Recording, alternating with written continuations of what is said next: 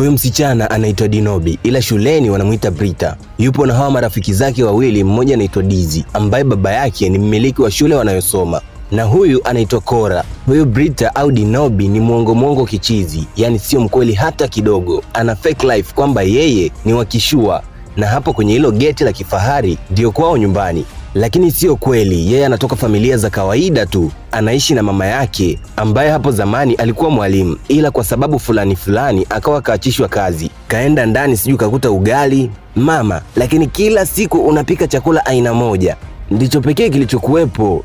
Ila nimepata kazi mpya mwanangu, kazi ya kufanya usafi shuleni kwenu. Hii kamwogopesha Brita. Yeye huwa anasema anatoka familia za kishua, tena watanilipa naira 30,000 kwa mwezi. Sio kidogo mwanangu, kuliko kukaa bure. Mama, sitaki ufanye hiyo kazi. Dinobi, kwa nini?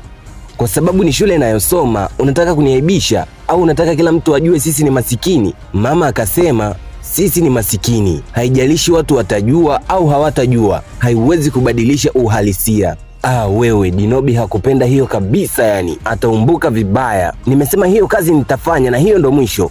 Baadaye anakumbuka alivyokuwa na wadanganya watu eti sisi kwetu wakishua, mama yangu ni mwanasiasa mkubwa, afu eti leo mama yake akafanya usafi shuleni. Hii fedha ataipeleka wapi? Basi akiwaza hivyo anajaa sumu kichizi. Asubuhi ya leo mapema mama kashaanza kazi, anafanya usafi hapo shuleni. Akamfuata akamuuliza, kwa hiyo mama umekuja kazini kweli? Kama unavyoona nimeshaanza kazi.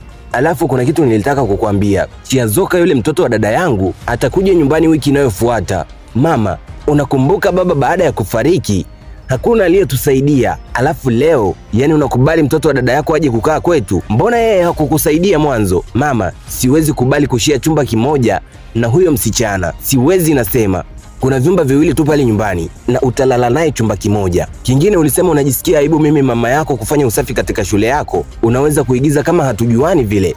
Hapo kidogo Brita akaona ni salama kwake, maana angeumbuka vibaya. Leo amekuja yule msichana ambaye mama alisema atakuja, anaitwa Chiazoka. Mama akampokea vizuri kweli. Shida ilikuwa kwa Brita, hata salamu ya Chiazoka hakuipokea. Huyo akasimama akajichenga. Muda wa kulala sasa, Chiazoka anataka kulala, lakini Brita au Dinobi anajaa kitanda chote, hataki mazoea kabisa. Dinobi, Dino, najua hujalala, sogea huko na mimi nataka kulala. Kwani Dinobi anamuelewa? Basi ndo kwanza anajitengeneza. Chiazoka akaona isiwe kesi, akachukua mto huyo kaenda kulala sitting room. Asubuhi mida ya kwenda shule, Chiazoka akatupia uniform za Brita. Brita akaleta fujo kweli, ila mama akazikatisha, akaondoka, lakini kachukia ile kinoma. Yani mama yeye anampenda Chiazoka tu, ni kama mwanae. Barabarani hata hataki utembea na Chiazoka. Kwanza akatoa sketi ndefu akabakiwa na mini. Mbea na Chiazoka. Kwanza akatoa sketi ndefu akabakiwa na mini, akabakiwa na short skirt yani. Chiazoka alishangaa sana. Huyu vipi? Mbona anabadilisha, anavaa short sketi? Huko darasani ni fulu anawalisha wenzie uongo tu. Sijawaambia kuhusu weekend yangu. Mama alinipeleka kwenye bichi za kifahari sana. Uzuri wa hiyo bichi siwezi kuielezea. Alafu pia nilitembelea Ikulu nikiwa na mama yangu. Wakamuuliza, vipi hukuchukua hata picha tupaone Ikulu jamani? Nilisahau, sikuchukua. Ila wakati mwingine nitachukua picha. Akiwa bado anawaongopea wenzake, akaingia madam pale kaongozana na mwanafunzi mgeni. Huyo jina lake ni Huyu mshikaji alimtambulisha jina lake kabla ya mwalimu, anaitwa Lincoln. Madam akasema mpeni Sebastian ushirikiano hapa darasani. Lincoln na Sebastian inaonekana ni marafiki wa muda mrefu sana. Baadaye wakiwa nje, Brita akawa anatoa sifa kwa mwanafunzi mgeni, ila Dizzy akasema mzingatie sheria, hakuna kutoka kimapenzi na mwanafunzi yeyote hapo shuleni, ila tumejaribu kutoa sifa zake tu. Dizzy na Cora wenyewe wakasema wanaenda kula, lakini Brita akasema hana njaa. Sio kwamba hana njaa, ila ndo hivyo, ana fake maisha, ana njaa sana tu. Huyu Sebastian alikuwa anasoma nje ya nchi, ila kwa sababu fulani akawa amerudi Nigeria na wanajuana kitambo tu na Lincoln. Chiazoka akampa hela walau akale asishinde njaa. Aliyekwambia nina njaa nani? Sijasema una njaa, najaribu kukusaidia tu. Wewe ni binamu yangu, mimi sio binamu yako. Tena nimekwambia uigize kama hatujuani. Mida ya kuondoka nyumbani, leo Brita kaanza kujisogeza kwa Sebastian, akampa Samar ambayo itamsaidia hapo shuleni. Sebastian akashukuru pale, kisha akajichenga. Kama kawaida kawaleta wenzie kwenye ule mgetu wa kifahari, anadai hapo ndo nyumbani. Wakataka kuingia ndani ila akawapotezea, wakaondoka. Akiwa bado yupo pale kwenye lile geti la kifahari, akaja Sebastian pale, wakasalimiana pale, ila Sebastian akamuuliza, hapa unafanya nini? Nafanya nini? Hapa ni kwangu. Kwako kumbe? Twende ndani basi, maana hata mimi ni kwangu. Oho, akaondoka kwa aibu pale. Kumbe ni nyumbani kwa kina Sebastian. Kuna kitabu Dizzy alisahau darasani, ikabidi arudi shuleni. Huyu Dizzy ni wa kishua na baba yake ni mmiliki wa hiyo shule wanayosoma. Anadharau sana wenzake ambao wanatoka familia za kawaida. Naona wewe ni mfanya usafi mpya hapa shuleni na imani hautokuwa mwizi kama aliyepita. Una mtoto hapa, unawezaje kumudu ada yake?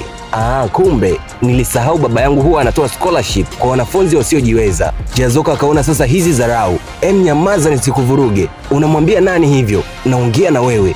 Nyamaza na utoke humu. Siwezi kuacha ukaendelea na hizo dharau zako. Wewe msichana mdogo, ni vyema ukakaa mbali na mimi. Nitakufanya kitu kibaya. Siwezi kukaa kimya na huna lolote la kunifanya. Oya, Chiazoka sio mnyonge hata kidogo. Aliuwasha moto ile mbaya, hataki dharau. Sasa siku inayofuata shuleni, Brita kaja na maokoto. Mimi sijui hizo hela katoa wapi, ila kesi ya hizo hela tutajua baadaye. Akasema atalipia yeye chakula kwa wote. Yaani anatumia nguvu kubwa sana kuhakikisha wanaamini yeye ni wakishua. Pia wakampa Brita story nzima kuhusu mfanya usafi mpya na mwanaye. Ilimwogopesha sana Brita, maana yule ni mama yake mzazi. Dizzy akasema kuanzia leo hatutaweka taka tena kwenye dustbin, bali tutazitupa ovyo darasani kwa sababu tunaye mfanya usafi atasafisha. Muda wa break anatoka kidogo aanguke. Wakaleta uhindi pale. Asante jamani, unajua ningechafua nguo zangu za gharama kubwa sana. Kumbe ndiyo hichi kitambaa mama yangu alinunua Italy na hili shati lilitoka Uturuki.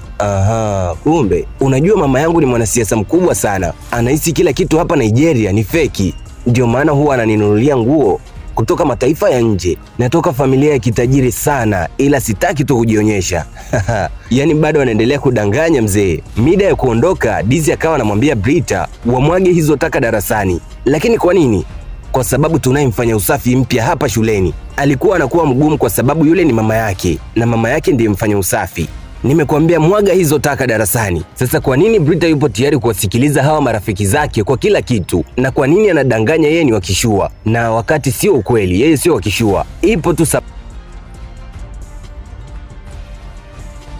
Chiazoka huwa anamsaidia mama kufanya usafi. Wamekuja wanakuta taka zimesambaa kila kona ya darasa. Mama anajua ni wale tu wasichana. Mama akamtuliza tu akamwambia usijali, hili ni swala dogo sana na ni tabia za usichana tu zinawasumbua, na yeye kaajiriwa hapo kufanya usafi. Wakaendelea kufanya usafi pale.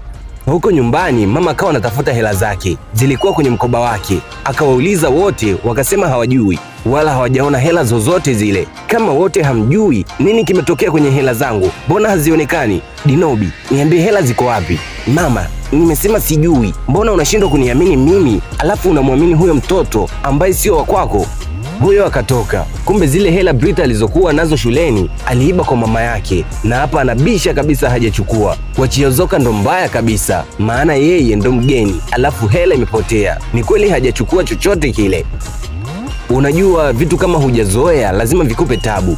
Hapa Brita hako ka short sketi kanampa tabu kweli. Sebastian akamfuata akamwambia, kama unaona vitu vinakunyima uhuru, ni bora ukaachana navyo tu. Mchizi kama alishaanza kumsanukia huyu demo na fake maisha. Brita, ni bora kuishi kwenye uhalisia kuliko kuishi kwenye maisha ya maigizo. Brita akawa kama hajamuelewa hivi. Akaja Dizzy na Kora pale. Sebastian hakutaka mambo mengi, akajichenga. Ni kama Dizzy anawaendesha hao marafiki zake anavyotaka. Yeye baba yake ni mmiliki wa shule, hivyo ana kiburi hatari. Baadaye mchizi akamfuata Brita, akamwomba weekend watoke pamoja na achague sehemu yoyote ile nzuri wakakae pamoja. Ila sasa Brita mwenyewe uongo unamponza kichizi. Kiukweli ningependa kuungana na wewe weekend hii, ila nitakuwa na mama yangu Ikulu. Samahani sana, labda weekend ya wiki inayofuata. Basi sawa. Sebastian akajichenga. Ila huo mtoko Brita aliutaka sana, ila sasa ndo hivyo, uongo unamponza. Kuna huyo mwanafunzi akawa anakuja kuweka taka kwenye dustbin. Dizzy akasimama makusudi tu akamwagia maji. Dizzy, kipi nimewahi kukukosea? Kwa nini unanikosesha uhuru hapa darasani? Au kosa langu ni mimi kusoma hapa? Tena ni kosa kubwa sana, kwa sababu watu wa hadhi ya maskini kama wewe hawaruhusiwi kusoma na watu wa hadhi kama ya kwetu. Upo hapa kwa scholarship, ila hukutakiwa kuwa hapa. anatakiwa kuwa hapa kwa sababu ya uwezo wake mkubwa. Hiyo scholarship siyo ya bure. Kaingia Chiazoka pale, yeye huwa anammudu D, hajali ni mtoto wa mwenye shule wala nini. Kora akamwambia, kama mimi ningekuwa wewe nisingeingilia sio nihusu, ningeondoka mbali. Unajua bado siamini, yaani nyinyi ndio mlipaswa kuwa mfano, kuishi na watu vizuri na sio kuwatesa kwa sababu wapo kwa msaada tu. Muda huo wote Brita anaangalia tu na Chiazoka naye anafanya kama hamjui. Unajua sisi hatupo sawa na nyinyi, hivyo msijichanganye na sisi kabisa. Sisi ni watoto wa kitajiri, nyinyi kwetu ni sawa na uchafu tu. Akampa Brita chupa ya maji ammwagie Chiazoka pale, na Brita naye huwa hampendi Chiazoka kabisa, hivyo haikuwa ngumu kwake kumfanyia hivyo. Chiazoka sio mnyonge kabisa, akawapa muda tu, ila hapo kashindwa kufanya lolote kwa sababu ya binamu yake Brita. Sebastian akamfuata akampa kitambaa ajifute maji, huko anamtania, unaonekana mpiganaji mzuri ila ni hekima hujalipa chochote. Hata hivyo unaitwa Sebastian? Mimi naitwa Chiazoka. Wakawa wamejuana kuanzia hapo, ila akamfuata yule mwanafunzi akamwambia, usikubali wakufanyia wanavyotaka. Mtu asijione yeye ni bora kwa sababu tu baba yake ni mmiliki wa shule. Nimejaribu sana kutokuwa mnyonge, lakini kila nikijaribu kujitetea ndivyo kadiri matatizo yanavyozidi kunipata. Usichoke kujaribu. Wakati mwingine nenda kawaripoti kwa principal. Huwezi kuwaripoti hawa, hii ni shule kwa ajili ya matajiri tu. Najuta mimi kupangwa kuja kusoma hapa, najuta jamani. Baadaye nyumbani wanakula, mama na Chiazoka wameshibana ile kinoma yani. Hapo Chiazoka anampa mama umbea wote wa shuleni. Unajua nini mama? Ile shule yani wana manyanyaso sana.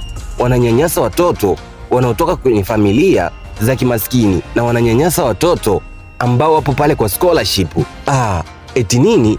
Isije ikawa wanamfanyia hivyo na binti yangu Dinobi. Isije ikawa wanakunyanyasa jamani. Na husemi mama, kwani Brita naye anasoma pale kwa msaada? Mama akasema ndiyo, yani alipata scholarship baada ya uwezo wake mkubwa wa masomo. Brita hakupenda hata kidogo. Huyo akaondoka kwa hasira. Niambie isije ikawa wanamtesa na yeye jamani. Hapo Chiazoka akajua kumbe Brita naye yupo pale kwa msaada tu.